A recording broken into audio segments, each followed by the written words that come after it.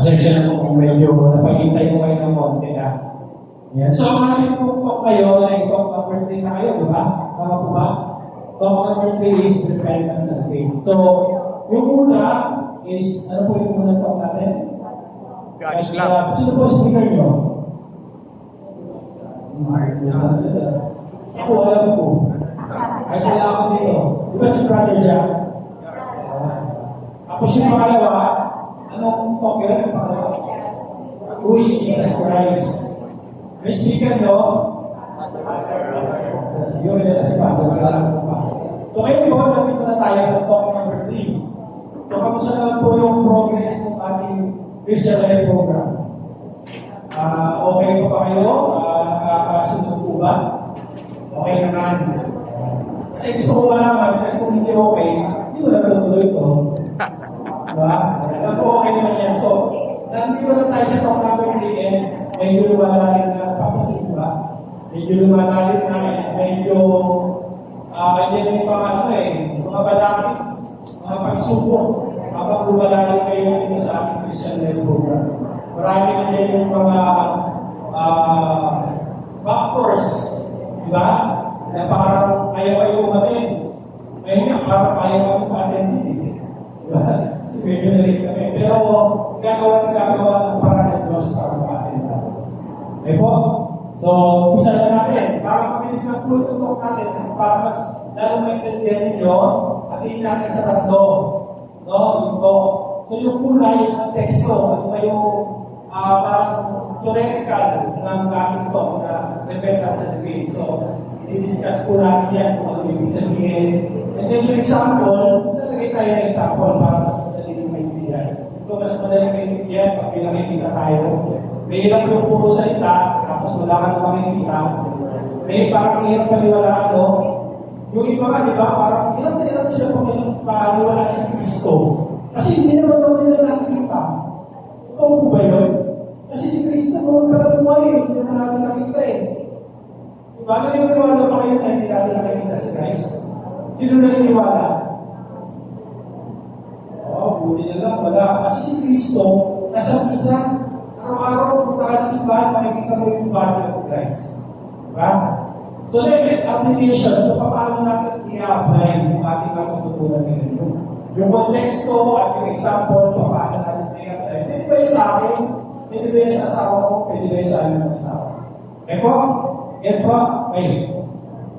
So, umpisa pa lang, gusto ko lang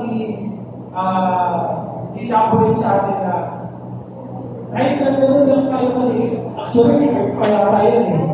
Pero, dahil sa mahal tayo ng Diyos, ilalag na tayo bawat sa atin. So, dahil kaya, gusto ko i-share muna yung sa aking story, no?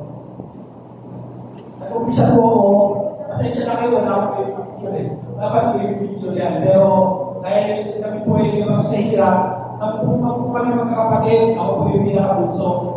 And dahil po walang mga picture-picture, walang picture-baby, ako na lang ako ng picture nung ako'y walang, ako'y may honor yan elementary. So yan lang po nakuha ko. So yan po aking naipapakita istorya kung saan po tayo yan.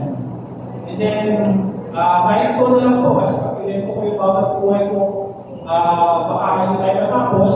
Noong March 24, 1999, ngayon na po yung aking asawa. Pwede ko pinapakilala sa inyo.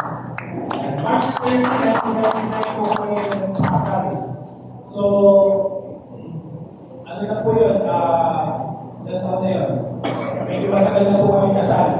Pinasal po kasi kami 10 years old.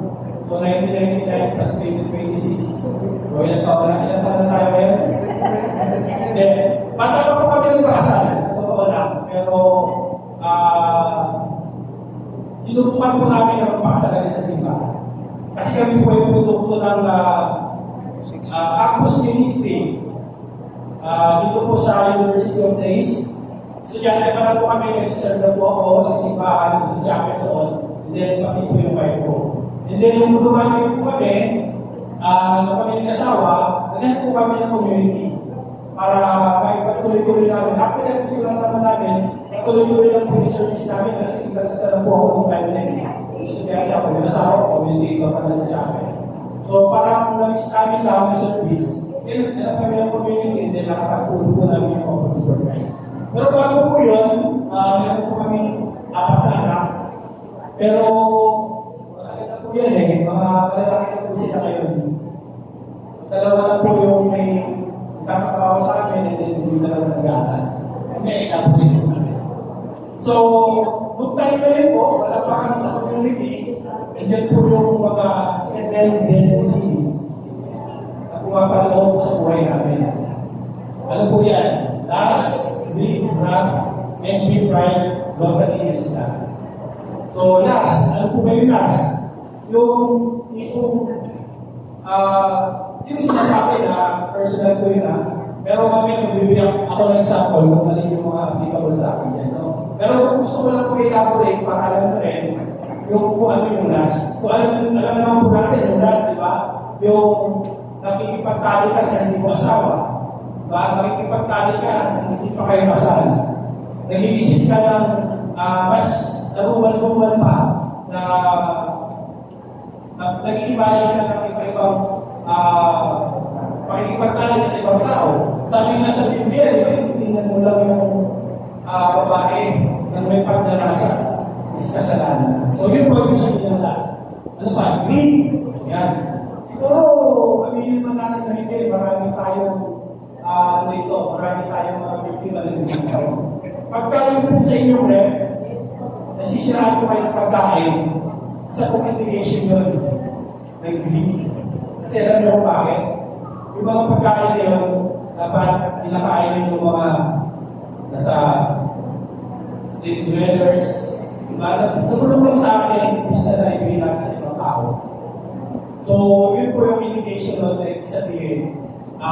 Meron sa ating part na medyo pilit tayo kasi gusto natin kung sa atin na pwede na natin ibigay sa iba. Ano po ba? Ano po ba? Ano ba yung galing po yan? I'm sure. Talagang, rin tayo, military tayo dito. Yung magkakaroon na o magtataling ka ng galing sa kapwa mo, especially kung asawa mo pa. Diba? Ang asawa mo pa naman, yung neighbor. So, love your neighbor. Diba? So, huwag po tayo magtataling ng galing kasi pag dinala po natin yan, mahirap yan, hindi po tayo makaka-ilos na maayos. Pride. Sa mag-asawa na rin ako, asawa naman tayo dito Sino ba yung unang lumalapit sa mag-asawa para humingi ng tawad or amuhin ng asawa? Taas kamay. Lalaki. Lalaki din. Parang hindi ka nasip ko. Hindi kailangan kung nagawa yung lalaki. Diba? Kung ipapapa po natin yung pride natin, kahit sino pwede, hindi kailangan alamin ko sino pwede kasalanan. Kasi pag nagtawag mo tayo, parang ko sino may kasalanan, hahaba po ang kwentuhan na hindi yan natatapos. Globally, yan din pala, diba? Parang greed globally, parang kasama din kasi globally, yan talaga yung tungkol sa pagkain Pero yung greed, yun yung minsan na, ano yun yung platform, diba? Lagi mo ng pera, pero nanasang pa mas marami. Mas marami. Masyado ka ng suka pa. Yan. Slot. Ano may slot? Sino makakakitin sa slot? Alam niyo yung merong tinatawag na hayop na slot? Parang tamad na tamad siya,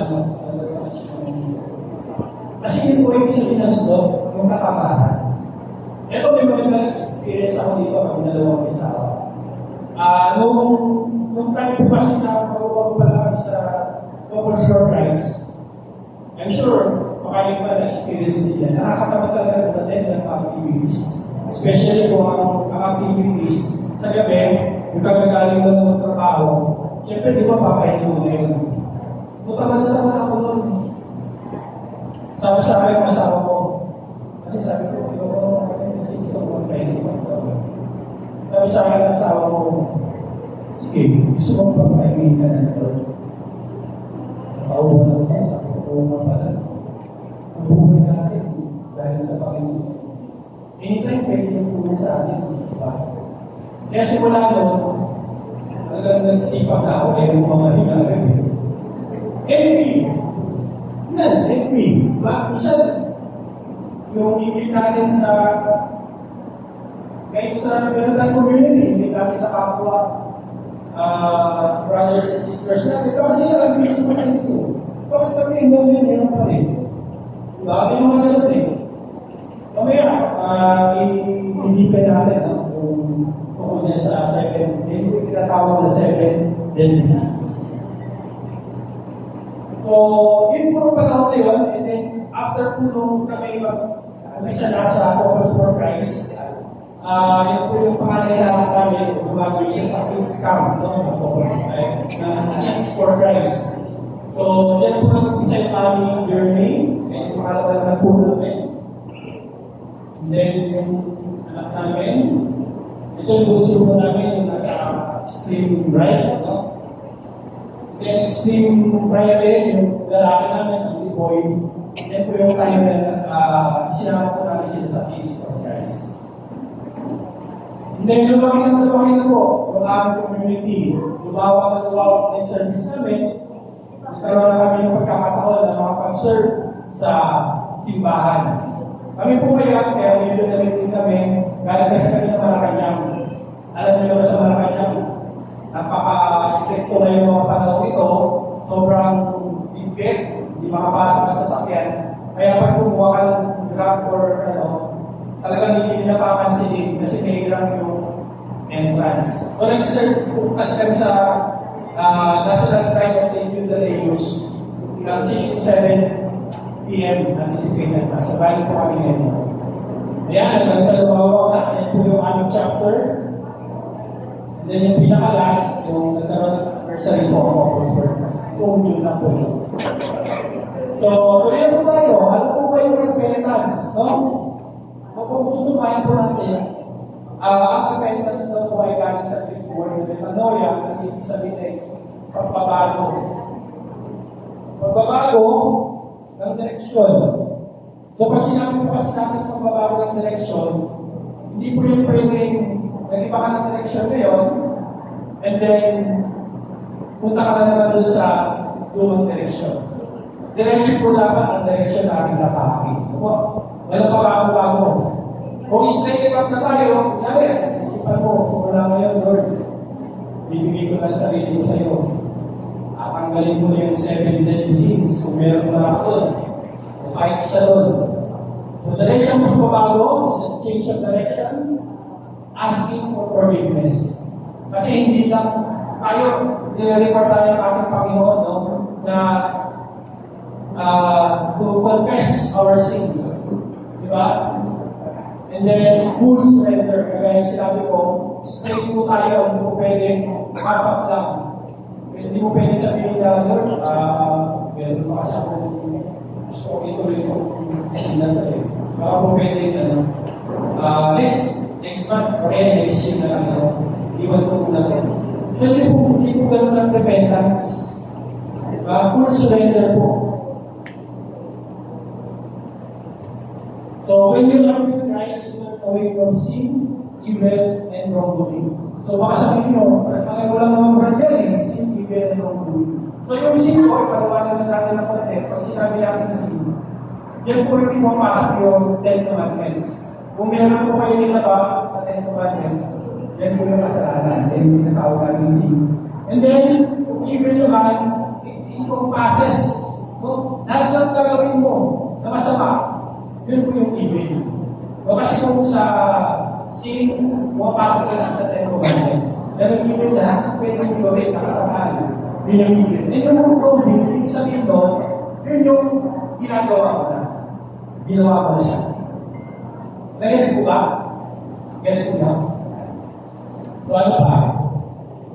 Ask for forgiveness. So, repentance po ito Ask for forgiveness and obey the sacrament of reconciliation. Lahat naman po siguro tayo ng Katoliko. Lahat ba? Katoliko kasi. Baka sabihin nila, wala naman yung yung confession eh. Tapos, basahin natin James 5:16, confess your sins to one another.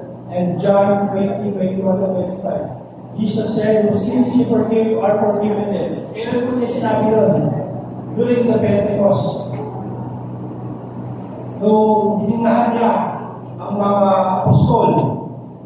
When you forgive sins, sins are forgiven. If not, they are not forgiven. So yun po yung ating biblical passage tungkol sa confession sa pare.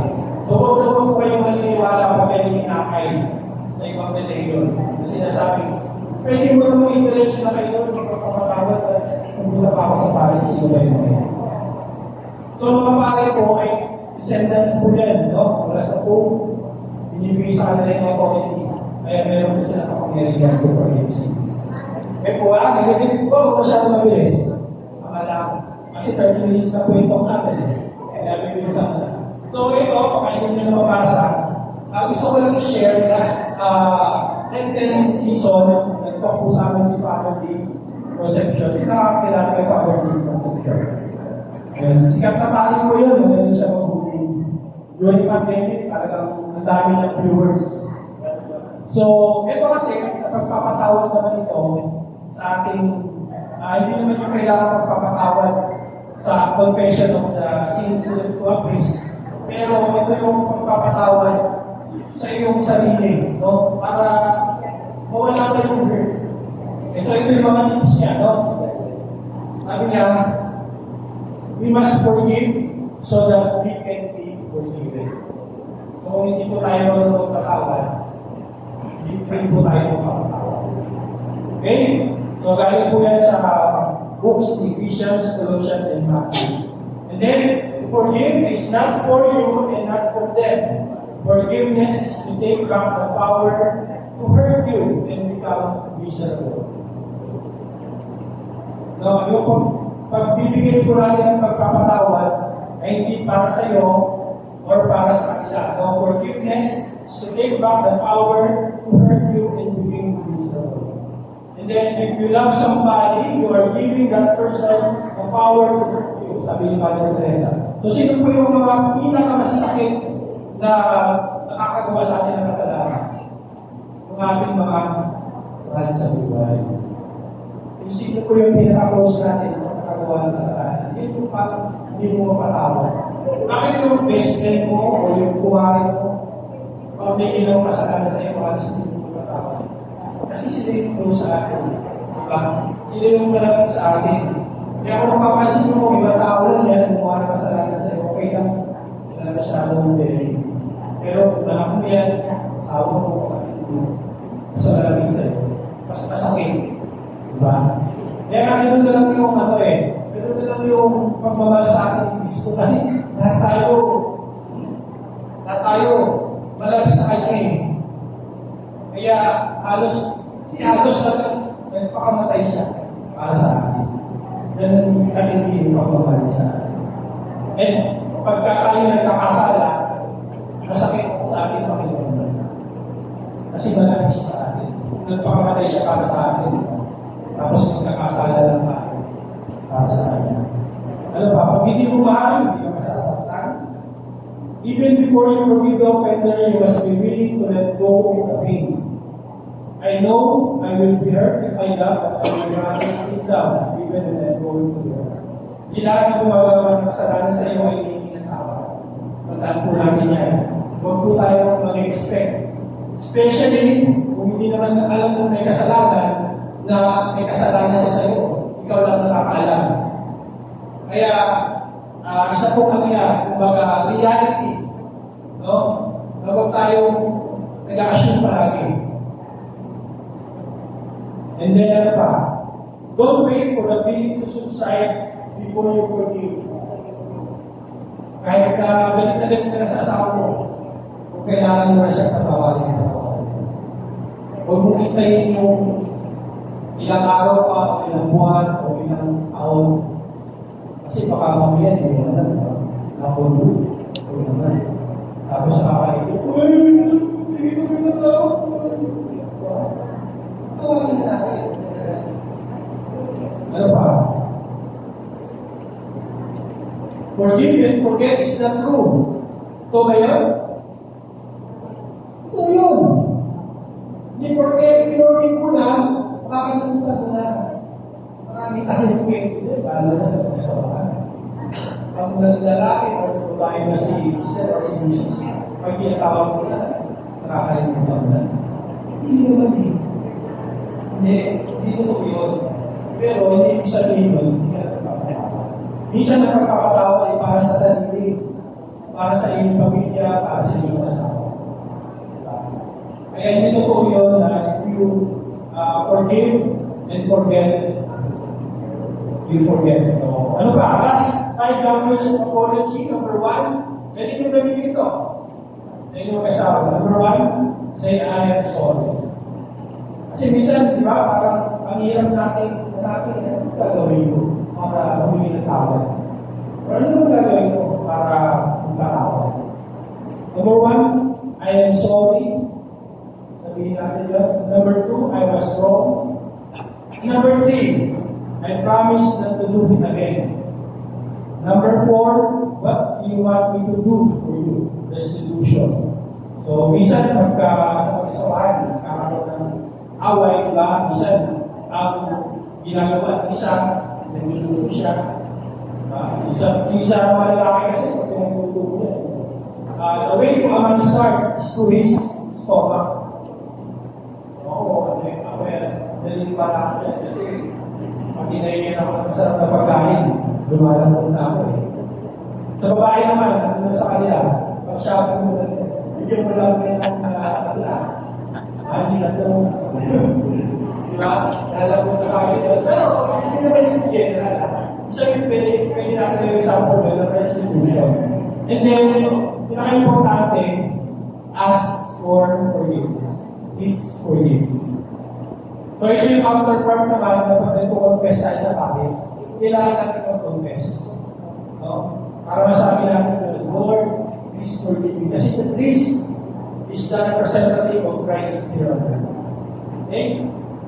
So, repentance means surrendering to Jesus as our Lord, our we are weak, and we need help. Kasi pag hindi natin manahandog yun, yan papasok yung kasi ang ka-opposite ng pride, pag hindi ka humble, pride ka. So, pagka may tao ang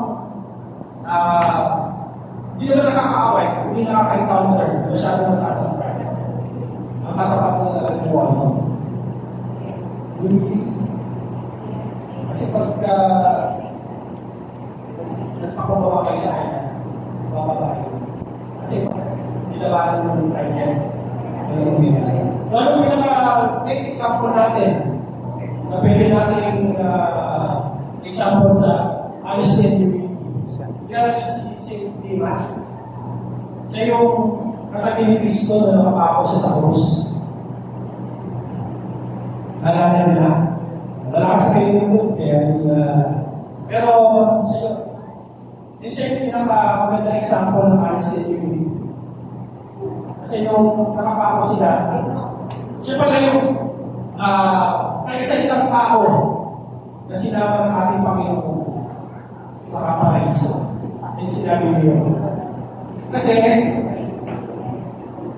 si St. Dimas, na-acknowledge niya yung kanyang magiging makasalanan. Di ba, kinukundya-kundya pa yung isang mga nanakaw sa Kristo. Kung ikaw ang totoong Diyos, bumaba ka dyan, pagpapatayin mo lang sila. Pero ito si St. Dimas, sabi niya, nagyakap ka sa sarili. Kung tayo ba, kung nanakaw tayo, dapat lang tayo na nakapako dito sa krus. So, admission of sin. And then, sabi niya, Panginoon, isama mo ko sa iyong paraiso. Sinabi ni Cristo. Ngayon din, isasama sa aking paraiso. Kaya lang kauna-una ang tao na pinakampanya ni Cristo. So, ganoon kayo importante ni Cristo ang tao na nasisisi at nagpapakababa. Kasi lahat naman tayo nagpapalaki. Sabi na nila, nakaulan tayo kumain dito sa mundo. Pero ang pangit na lang kung nakaulan tayo dito sa taon. Pero wala tayo pagdalala. Kaya yung suot natin, kahit yung alahas natin, yung lupa, yung bahay, kahit ano pa yan, wala tayong madadala. Ano madadala natin? Yung mga alaala lang, magagandang alaala na ginawa natin. Diba? Repentance requires faith. Kasi hindi pwede na nagsisisi ka lang, tapos wala ka. kailangan may pananampalataya. So, nandito tayo sa faith. No? Repentance and faith, bilang na lang topic natin eh. So, ano yung faith daw? It's a grace from God.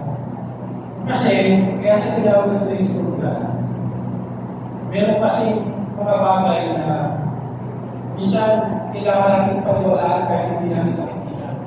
For example, yung pagmamahal, nakikita na natin yan. Hindi naman, di ba? Pero naniniwala tayo. So, ganun din ang faith. Minsan, hindi namin siya nakikita, pero kailangan natin paniwalaan kasi nananampalataya tayo. So, it's a grace from God.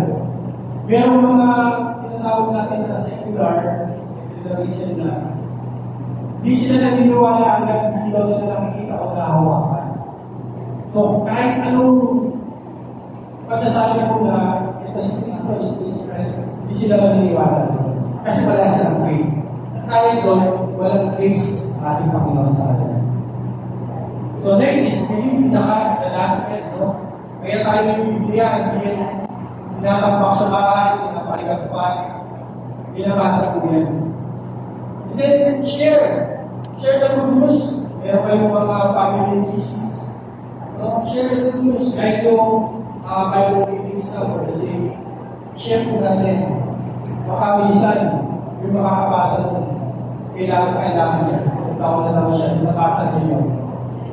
Na-believe. And then it's a personal act or decision. Kung kailangan po natin mag-desisyon, no?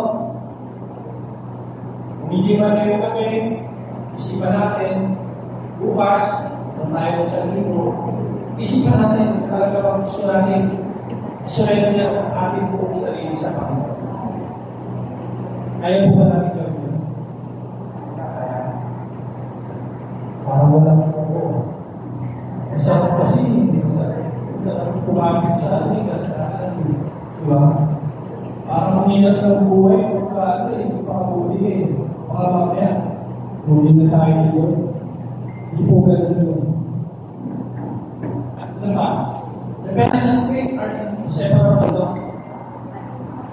So what are the consequences of repentance and faith? Number one, promise of forgiveness and eternal life. Di ba yung unang verse dun sa ating talk? Repent and believe in the gospel. Inherit the kingdom of God. So, promise of forgiveness and eternal life.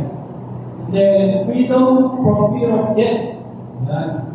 Kasi hindi ka naman natakot mamatay. Actually, may excited ako mamatay. Kasi yung eternal life, yung promise na langit na makakamta natin. Alam mo, ayaw mo pang mamatay. Pero, maganda yung way nilook forward tayo. Pagkailangan tayo, maganda yung pupuntahan natin. Diba? Gusto nyo ba yun? Pero gusto nyo ba mamatay? Hindi ba siyempre? And then ano ba? God's assurance of an abundance of blessings. Yung pinaka-last. So, God's assurance of abundance of blessings. So, kahit hindi pa namamatay, i-assure ka na ni Lord so much blessing. Yun ang yung context ng ating repentance. May tanong po ba? Pamiyagi ka lang sa kapasitin. Diba? So, application. If we just repent and believe in the gospel, sa akin po, i-apply ko nila sa akin kasi ito naman pinag-apply kila Brother Philip Pelatanegay. Baka malimana tayo eh. Wala tayong disclosure agreement. Malimana tayo. So sa amin na lang po, di ba? Ako po ay nagpabawa sa PRC, government institution. Hindi na ko kalisensya. So I've been in PRC for 20 years. And ako po yung ako mo, binigay sa akin ni Lord. Hindi ko i-imagine. Talagang, alam mo yung timing na ibibigay sa ni Lord. Ang dami kong pinapalayan, ang tagal ko nag-apply. Diyan na natumatin yung galit, yung wrath, yung envy. No? Talagang hit-envy ako pagka meron ako mga opisina na napupunok. Sabi ko, bakit sila napupunok? Eh, nagkaroon din ako ng pagkakataon na yung picture namin. Galit na galit ako. Inimpin ko sa puso ko yun. Talagang po yung nakikita ko yun. Talagang galit na galit ako. Kasi tingin ko, siya yung dahilan kung bakit hindi ako nagpapuro. Pero kung inalis ko yun, kung napunta ako sa CFC, sa community, inalis ko yun, inayaan ko lang, sabi ko, nakilala ko sa pagpalaan. Kung bago mo, hindi okay, hindi okay na. Pero minsan, pagka-apply ka, hindi ka pa rin ako, masakit pa rin. Pero hindi yung kasakit, at wala ka ng galit. Kasi, alam mo na, masaya ka naman sa community. And, darating yung time, yung kanyang mga yan, temporary lang yan, hindi trabaho, temporary lang. Prioritize ko talaga yung aming family. So, ako nagtatrabaho ako, nagtatrabaho ako ng master's degree. Libre! Diba? Ako naman hindi matutuwa. Scholarship galing ng PRC. Hindi pa kami maalis ng PRC. Yung mga profesor sa PUP, alam mo punta. Diba? Ayun mga alam mo. Diba? Kung alam mo imposible, kaya pa nagawin ni Lord, hindi ko naman hiningi yan eh. Ayaw ko makakal eh. Hindi ka ako masawa ko eh. Sige na, ang garal na dyan. Ako ayaw ko na talaga kasi nagtawag pa ako yung mga nasa 30 class.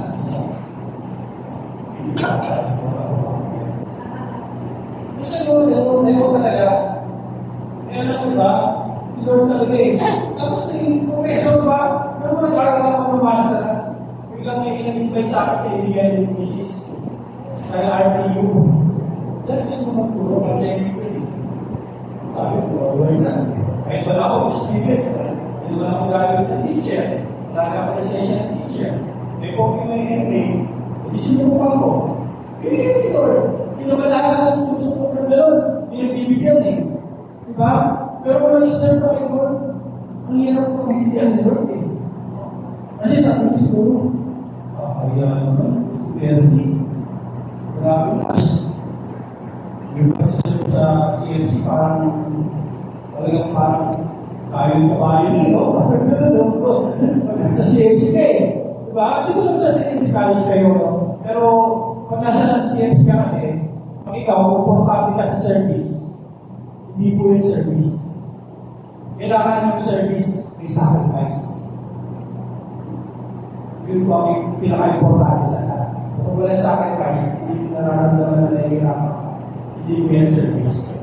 Ano pa? Hindi din ako ng pagkakataon o pagturo naman sa PUP.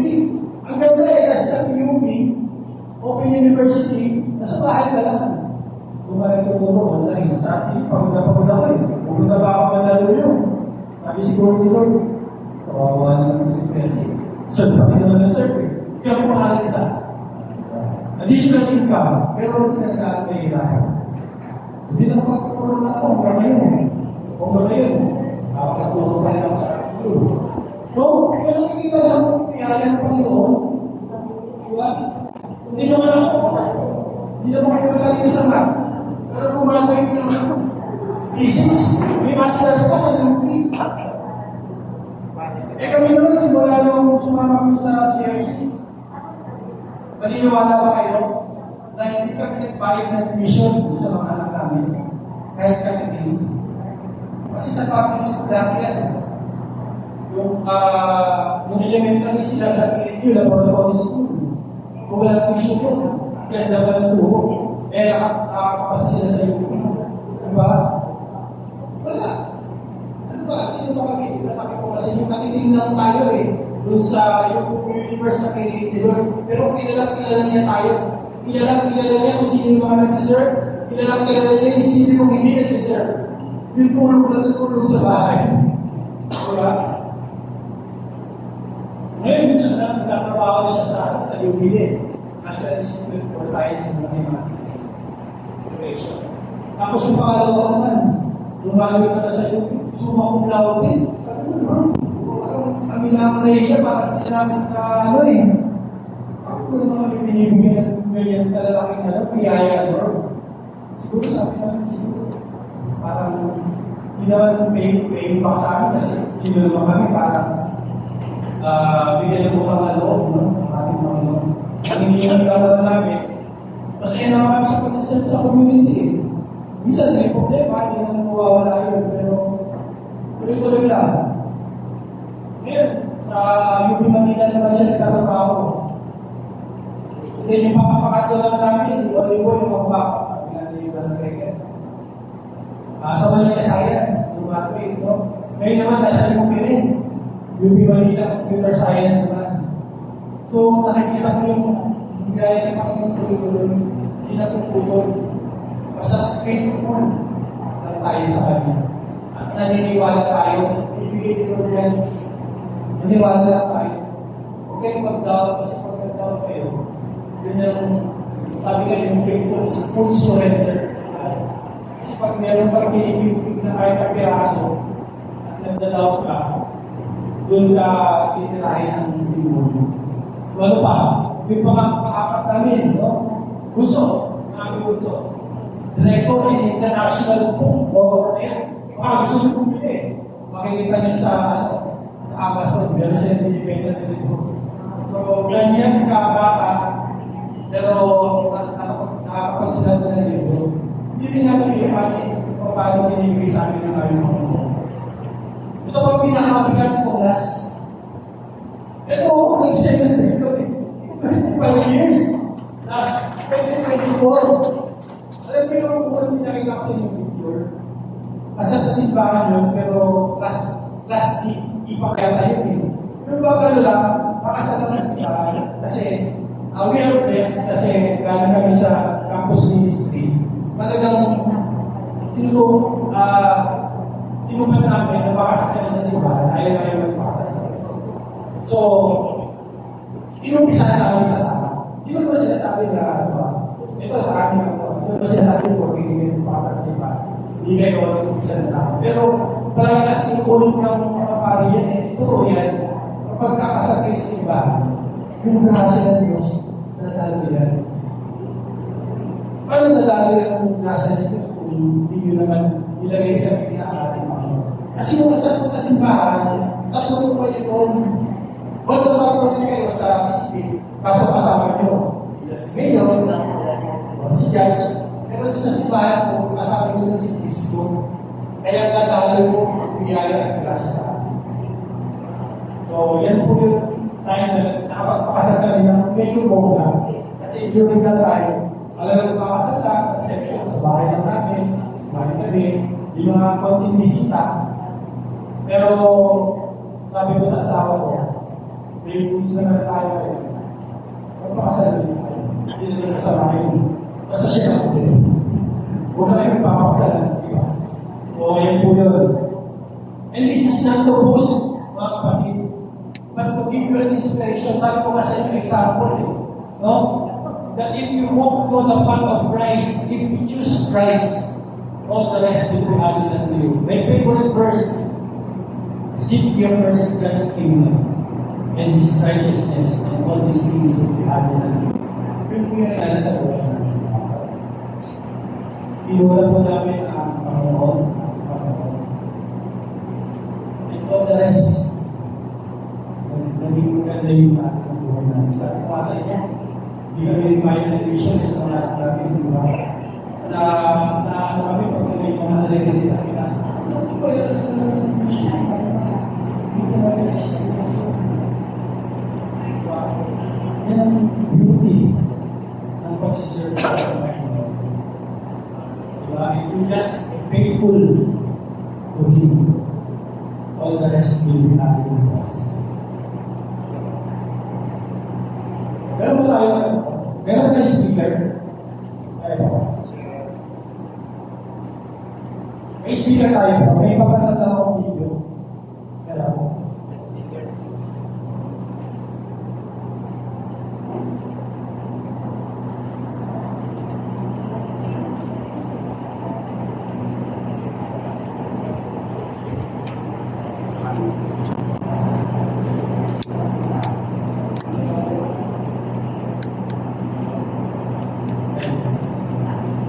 So, yun yung call sa atin 2,000 years ago, ating Panginoon. And it's the same call for each and every one of us. No?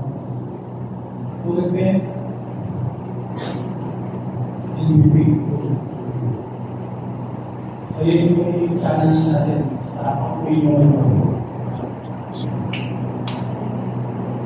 So, I encourage you to accept the challenge.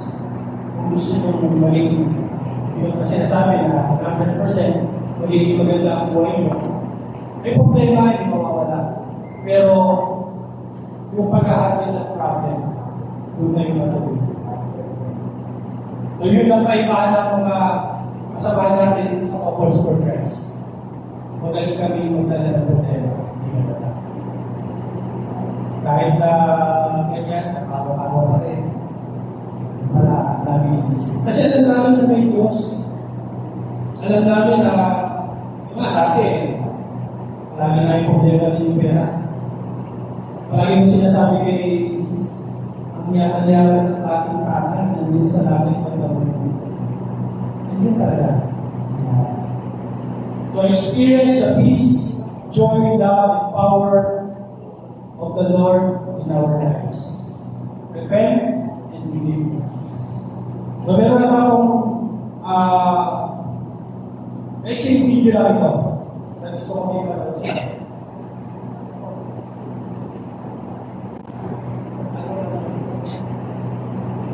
Ano pangalan mo?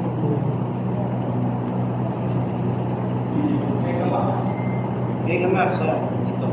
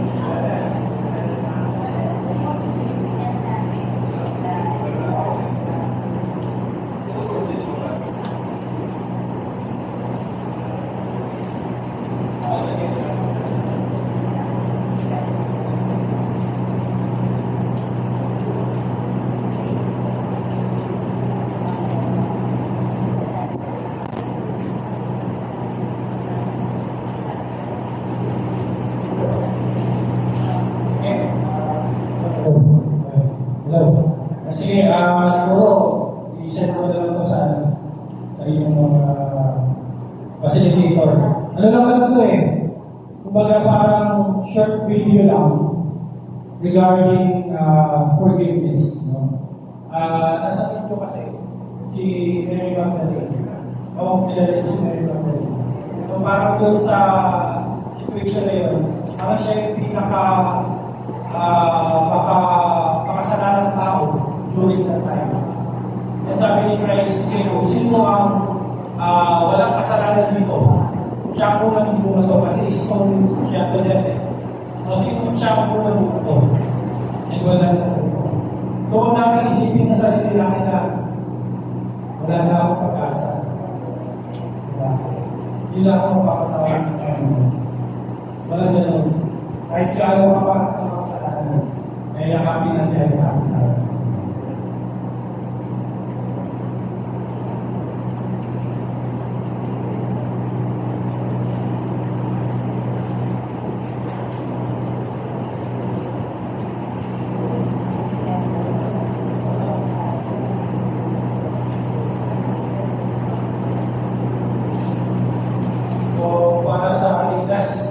Slide. Kami ng ating Panginoon dahil ilan po so sa inyo rin, pinakaman sa inyo, will you be a challenge sa ating ngayon dito to repent and believe in us. So sabihin natin sa sarili natin yan, Panginoon, help me to be done and believe for you. And with that, we have to praise God.